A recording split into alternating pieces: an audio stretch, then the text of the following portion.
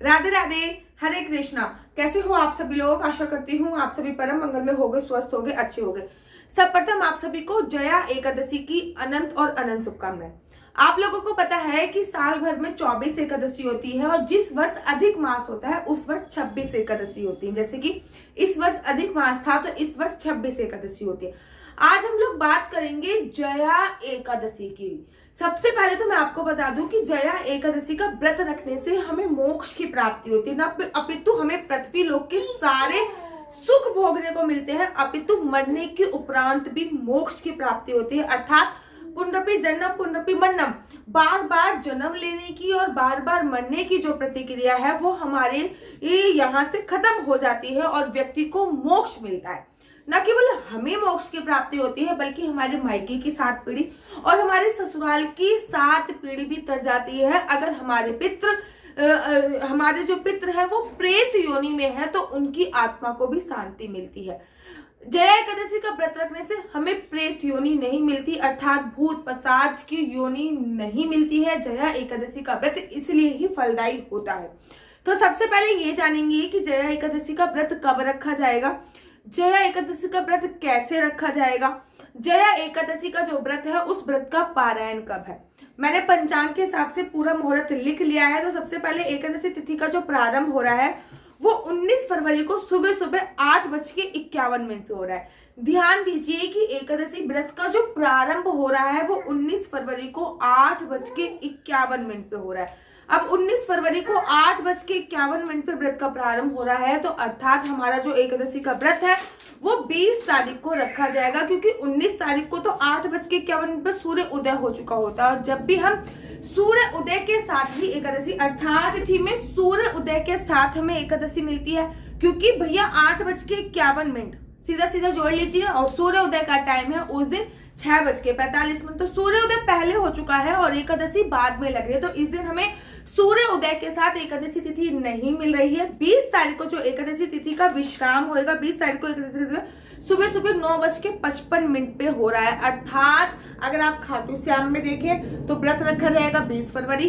अगर आप राधा माधव संप्रदाय में देखें तो व्रत रखा जाएगा 20 फरवरी, अगर आप वृंदावन में देखें तो व्रत रखा जाएगा 20 फरवरी, इस्कॉन टेम्पल में व्रत है 20 फरवरी, बाकी बिहार जी के मंदिर में भी है व्रत है जो वो 20 फरवरी को है। तो ये क्लियर हो गया कि एकादशी का जो व्रत रखा जाएगा वो 20 फरवरी को रखा जाएगा। 19 फरवरी को हम लोग सभी 10वीं तिथि के नियमों का पालन करेंगे। 10वीं तिथि के कुछ खास नियम होते हैं, जैसे कि 10वीं तिथि पे मांस, मदिरा, लहसुन, प्याज का सेवन नहीं करना चाहिए। 10वीं तिथि पे मसूर की दाल और शाम को चावल का सेवन नहीं करना चाहिए। इसमें एक बात गौर करने वाली यह है कि 10वीं तिथि है जो 19 तारीख को है उसमें भी एकादशी है, मतलब हम व्रत नहीं रखेंगे, लेकिन ये नहीं तिथि के अनुसार एकादशी है। तो कोशिश कीजिए कि 10वीं तिथि को आप चावल का सेवन करें ही नहीं।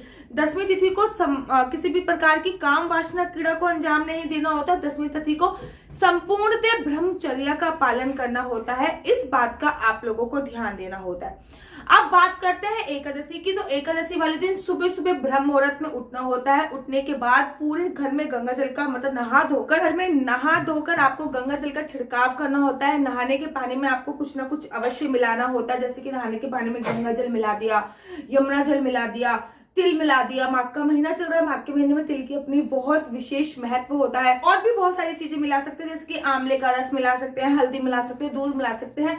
बेशर्ते आपको खाली पानी से स्नान नहीं करना होता, इस बात का ध्यान रखना होता है।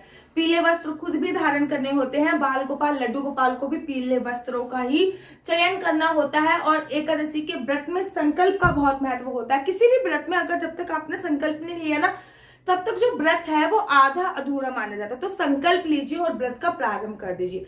संकल्प लेने के लिए अपना नाम बोलना होता है, अपना गोत्र बोलना होता है, जिस स्थान पर रह के आप व्रत कर रहे हैं वो बोलना होता है, और जिस प्रकार से आप व्रत कर इसकी निर्जला रख रहे हैं, फलाहार से रख रहे हैं, तो वो बोलना होता है। उसके बाद संकल्प वाला जो सामग्री होती है वो लोटे में डाल देनी होती है। वो लोटे का जल सूर्य भगवान को चढ़ा दिया जाता है, क्योंकि संकल्प के जो साक्षी होते हैं वो भगवान सूर्य ही होते हैं। और उसके बाद कथा पढ़नी बहुत ज्यादा आवश्यक होती है। कोई भी व्रत में कथा का विशेष महत्व होता है, तो एकादशी के व्रत में भी कथा का विशेष महत्व होता है। एकादशी के व्रत की कथा पढ़ी होती है।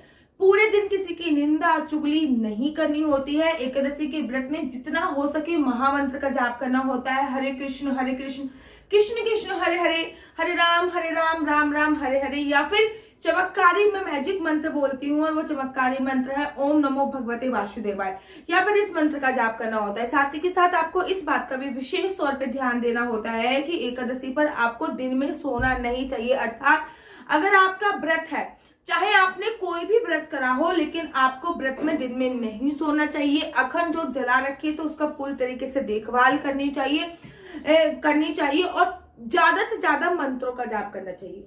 तुलसी पूजा का इस दिन विशेष महत्व होता है। तुलसी की पूजा कीजिए इस दिन, तुलसी माता की परिक्रमा कीजिए, तुलसी पे दीप दान कीजिए। ठीक है, तुलसी को स्पर्श कर सकते हैं लेकिन तुलसी के पत्ते नहीं तोड़ सकते, तुलसी पे जल चढ़ाया जाता है।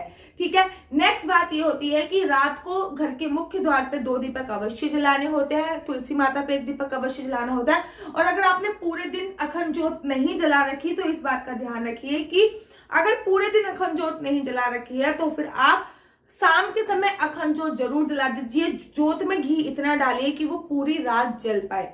एकादशी के व्रत में रात में सोने का कोई भी प्रावधान नहीं होता, लेकिन अगर आप रात में सोते हैं तो कम से कम आपकी एब्सेंट में जोत तो जगनी चाहिए, इस बात का विशेष ध्यान होता है।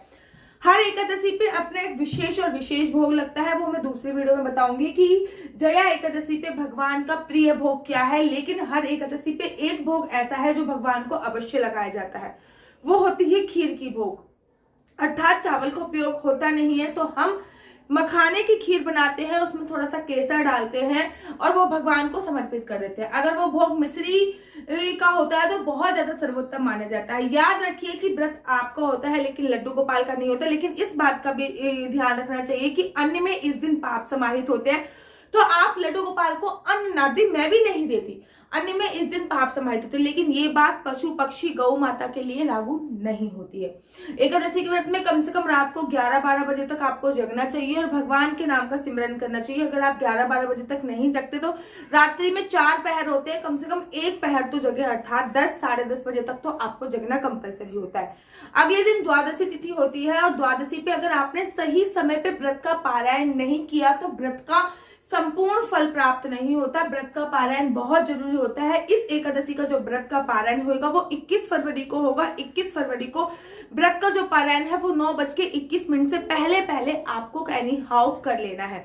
9 जब हरिवासना समय निकल जाता है उसके बाद आपको व्रत का पारायण करना चाहिए। व्रत का पारायण करने में भी आपको कुछ बातों का ध्यान रखना चाहिए, जैसे पहले किसी को खाना खिलाना चाहिए, उसके बाद व्रत का पारायण करना चाहिए। अगर खाना खिलाने वाला कोई नहीं मिल रहा, हाँ, जैसे कोई ब्राह्मण नहीं मिल रहा, कोई गरीब नहीं मिल रहा, कोई कन्या नहीं मिल रही, तो फिर आप सूखा खाना भी किसी को दे सकते हो, जिसकी चावल हो गया, दाल हो गया, वो किसी को दे सकते हो।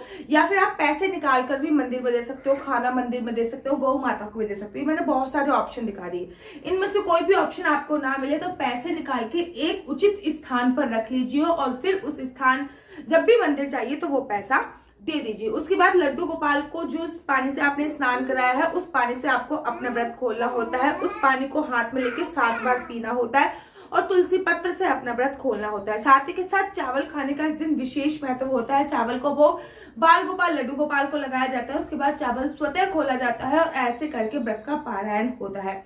व्रत के पारायण में सुबह सुबह आपने चावल खा लिए, उसके बाद आप दोपहर को फ्रूट्स इत्यादि खा सकते हो, रात को प्रॉपर भोजन कर सकते हो। लेकिन द्वादशी वाले दिन भी लहसुन प्याज मांस मदिरा का सेवन नहीं किया जाता है।